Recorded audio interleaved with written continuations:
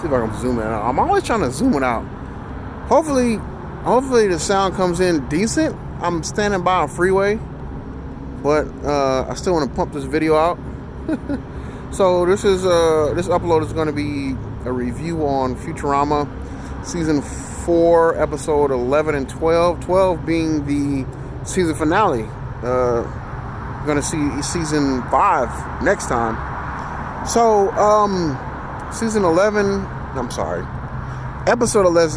episode 11 in season 4 is 30% Iron Chef. They've made these jokes in the past about Bender's metal content. It's like, oh, I'm 10% this, or I'm 40% that, or I'm 30% that. And he always does the ting ting, which is, I don't know, it's a running joke for them, I guess. You're gonna have to excuse me if I don't sound too enthusiastic about it. So it was a decent episode, but again, I think I've said this several times. Again, this is one of those episodes that I've watched like a lot on TV. I've seen this episode a lot of times as reruns. And then again, I've always said that doesn't necessarily take away anything from the episode either. But I'm just saying, I've seen this episode a few times. This might be a little bit better. So with that being said, this episode follows Bender on his journey to become a chef for humans, but he has no sense of taste. But in reality, the stuff he's doing is, of course, this isn't reality, but the stuff he's doing just doesn't make any sense. See how humid it is today? I am dripping. I'm about to start dripping in a minute. Jesus.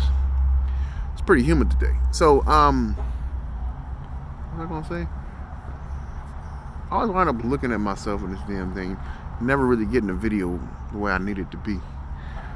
He winds up, but so he's just doing off the wall stuff. So he's made these drinks for them, and he literally mops the floor up and then squeezes the water out of the mop into these drinks and then tries to serve it to them.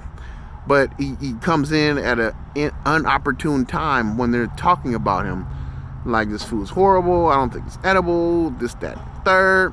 And then he starts doing a robot cry for whatever that's worth. And all the drinks fall on the ground and they literally melt through the floor. So it's like all the stuff he makes for humans, it's not that it won't taste good, it's literally inedible. And some odd reason he winds up becoming a hobo and traveling the galaxy on railroad cars of all things, and winds up at a bum planet or a hobo planet or something like that.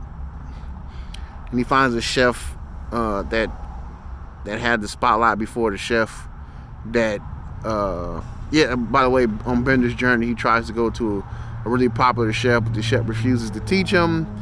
Bender, now back to where I was before, Bender winds up going to an all hobo planet where the chef that had the spotlight before this chef resides and decides to teach Bender, but Bender still doesn't learn, and Bender winds up killing that chef with his food.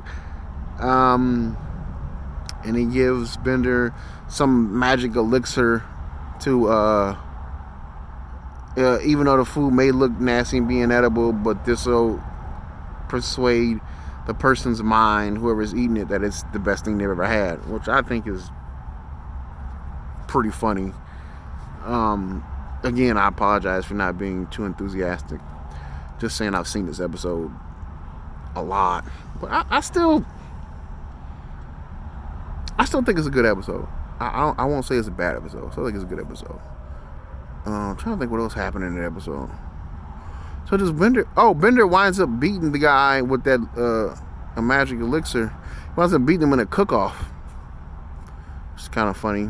Yeah, I may be missing a lot of jokes that happen in this episode, but I've seen it so many times. So yeah, I don't know, maybe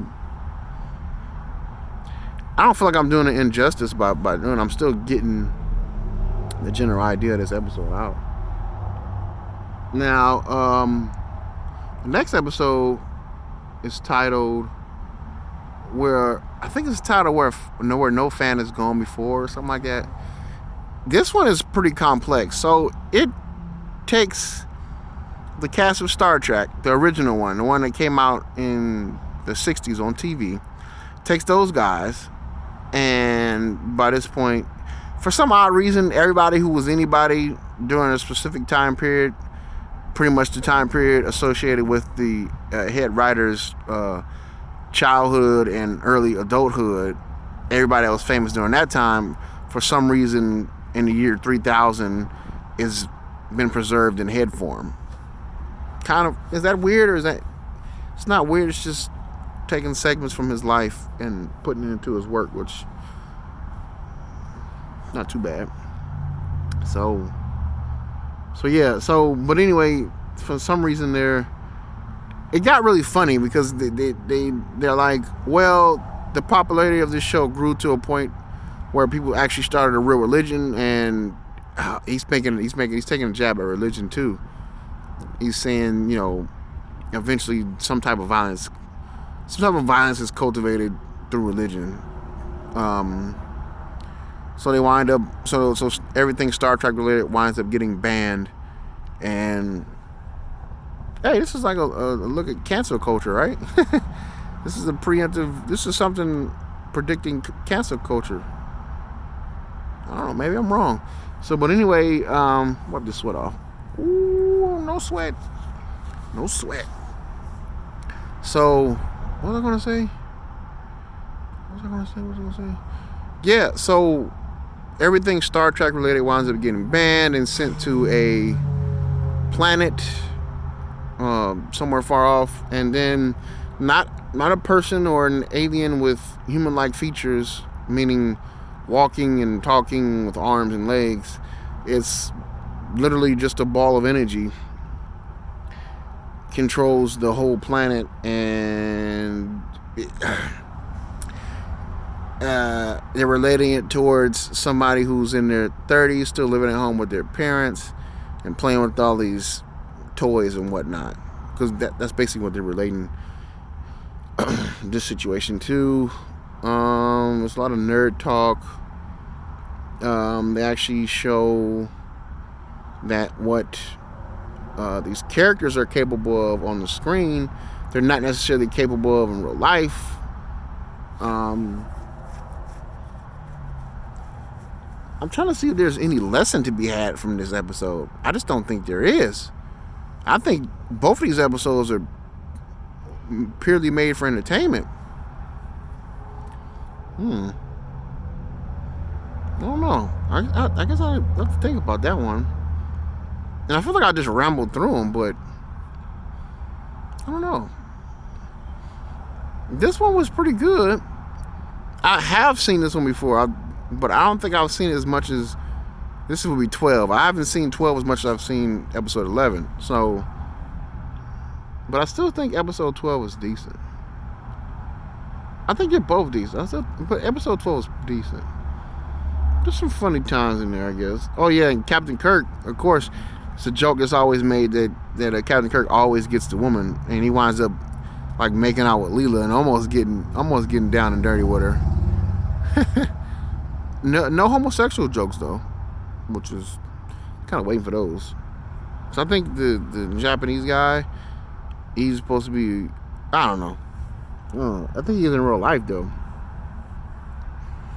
I think Spock was still alive for the longest. Well, no, I'll take that back.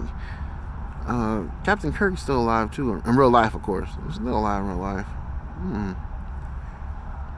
Decent episodes though. I don't know. At this point, I'm just trying to fill time. So I'll have some more reviews coming up.